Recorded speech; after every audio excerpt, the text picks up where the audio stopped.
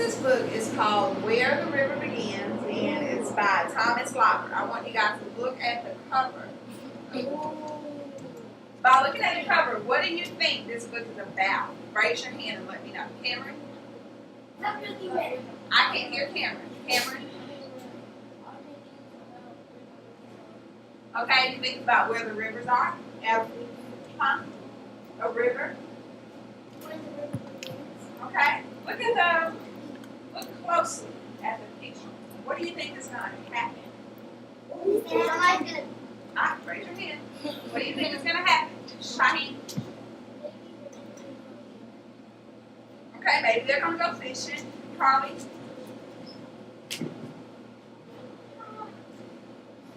Huh?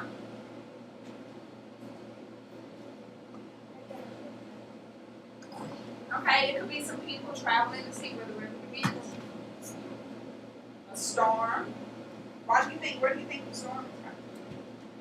The clouds. The clouds are dark. Okay, Raymond, what do you think? Maybe the tornado. All right. Well, let's see what the book is going to be about. While I'm reading this book, I want you to make connections. Do you know what making connections are? Right. What do you think making connections are? Okay, it could be to ask questions, but it could also be, put your hands down. It could also be to think about something that you've done before and how it relates to the book. Maybe something that happened in this book is something like your life or something you've done. Okay? Once there were two boys named Josh and Aaron who lived with their family in a big yellow house. Nearby was a river that flowed gently into the sea. On summer evenings, the boys liked to sit on the porch, watching the river and making up stories about it. Where, they wondered, where did the river begin? Okay. When I read this page, I think about me and my younger sister. It says, two boys named Josh and Aaron who live with their family in a big house. I have a younger sister who's close in age to me, and we used to do a lot of things together as a child. That's what I mean by making a connection. Okay? So if you think that you have a connection to something in the book, then raise your hand after I get done reading the page, and then you can share it with your people. Okay? Their grandfather loved the river and had lived near it all his life. Perhaps he would know.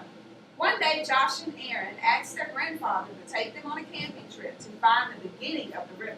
When he agreed, they made plans and began to camp.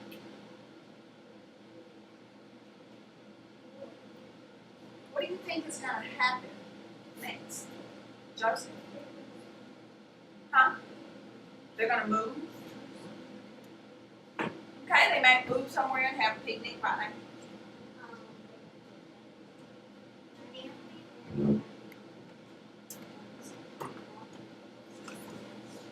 Okay, they can go camping and walk to see where the river begins. Anything different, Lance? Okay, that's the same thing my name said. Okay, so let's see. Let's keep reading. They started out early the next morning. For a time, they walked along the familiar road, past fields of golden wheat and sheep grazing the sun. Nearby flowed the river, gentle, wide,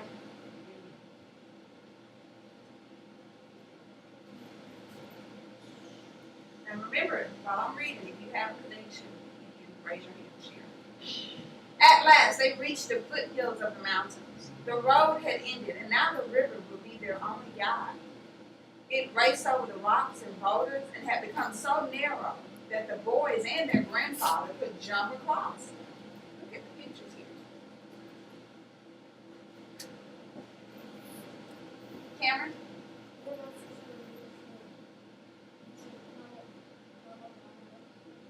Okay, you and your sister used to go out and climb the center?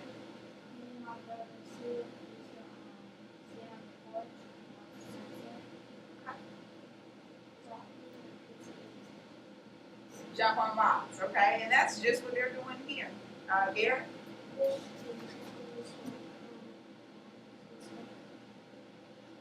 right, let's keep reading. In the late afternoon, while the sun was still hot, the river led them up into a dark forest. They found a campsite and set up their tent. Then the boys went wading in the cold river water.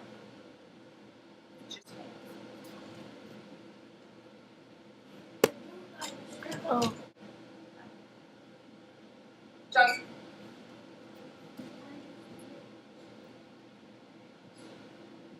Swimming? Have you gone swimming in the river before?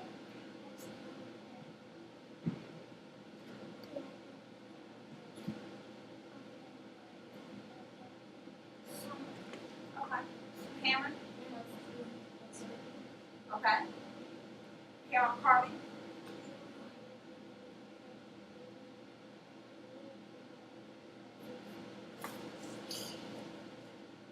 All right, let's keep reading.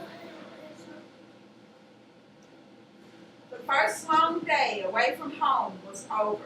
That night, around the flickering campfire, their grandfather told Josh and Aaron's story.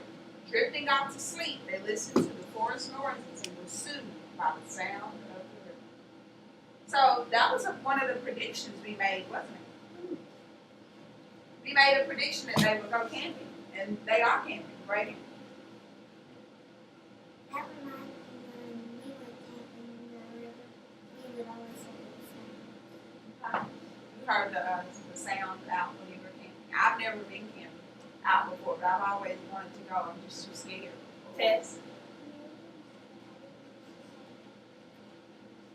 Has anyone ever spent the night outside camping? Oh, okay. Really? Is that scary? No?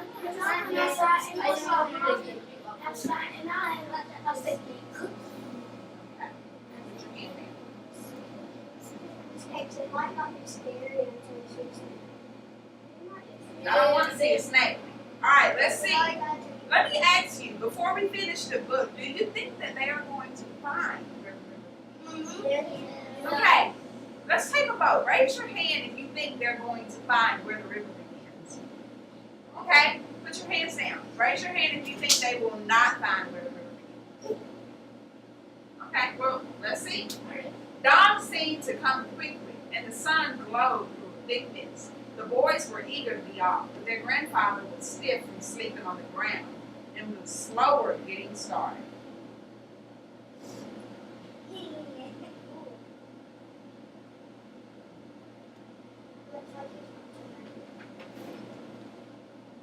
The path they chose led them high above the river. On a grassy knoll, they stopped to gaze around. The morning mist had risen and formed white clouds in the sky. In the distance, the river meandered lazily. It was so narrow that it seemed to almost disappear.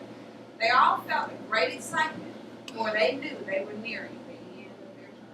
How do you think they knew that they were nearing the end of their journey? How do you think they knew that? The syntax? Okay. Tess?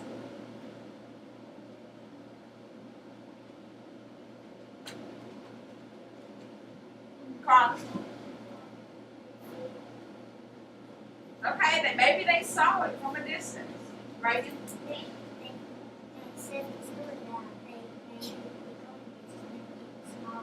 Right, okay, they said that it was getting smaller and smaller, so maybe they thought that's why they were nearing the end, right?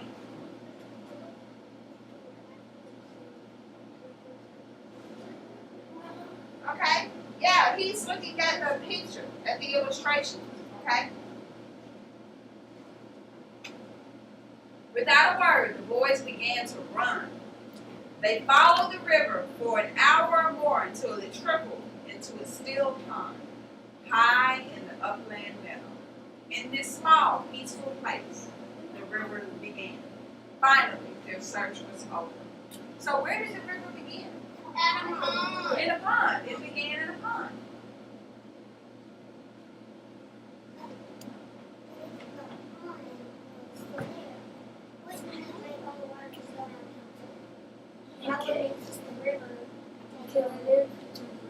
Well, what is a pond?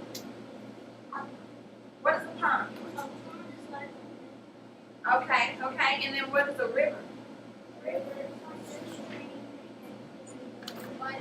a river connects to another body of water.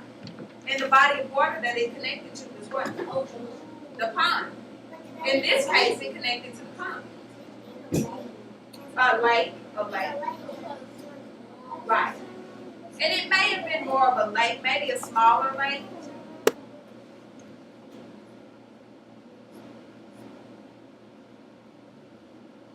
As they started back, the sky suddenly darkened. Thunder crashed around them and lightning hit the sky.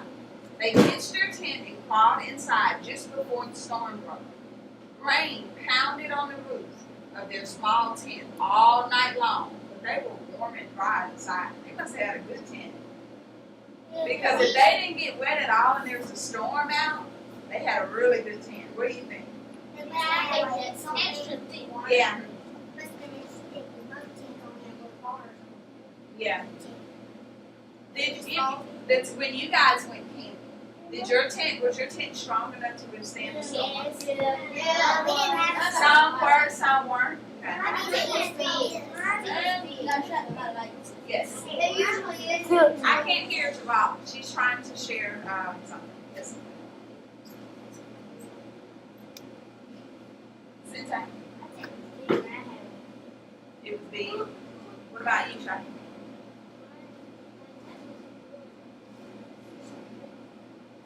Okay.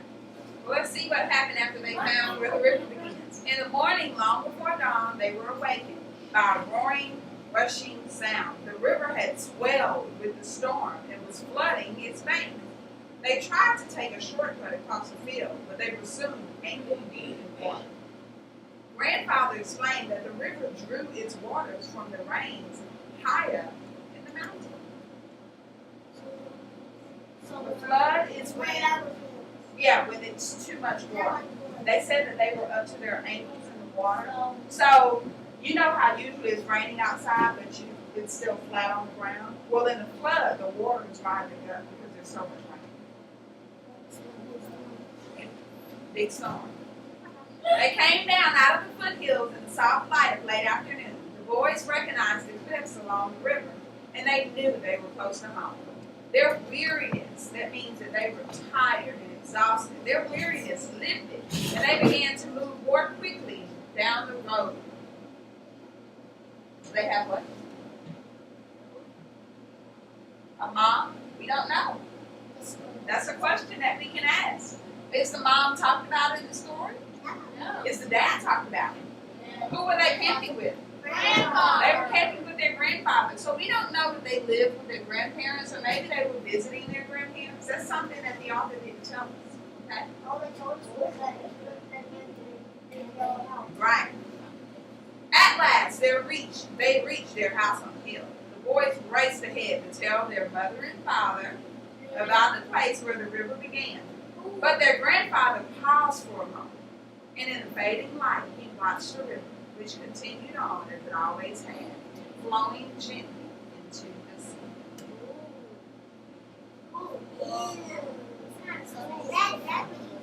Right. What do you guys think about that? What did you learn from the book? Okay, you begin in another body of water, okay? No matter what that body of water is, it comes from another body of water. Okay. Well, it could, but the river would also be attached to another body. It's always going to come from another body of water.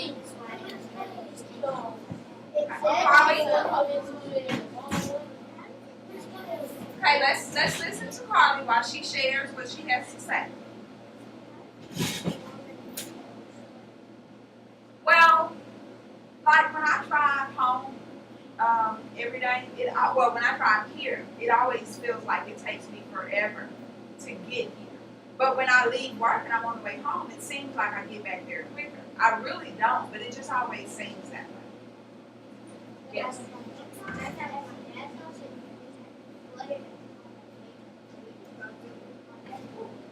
Oh, really? So you just, some cars you can, it depends on how hot the water is. If you can ride through. You don't don't want the water to get in where the engine and everything is in the car.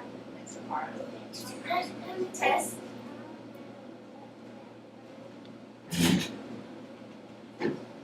Chain.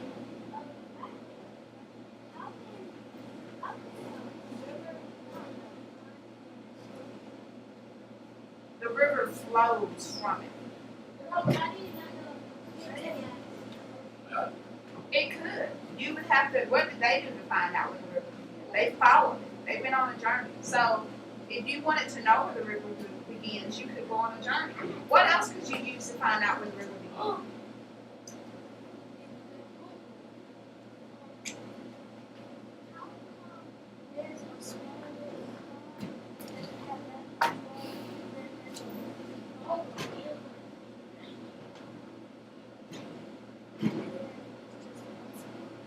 Because it also, at the end of the story, it told us that it also connected to the sea.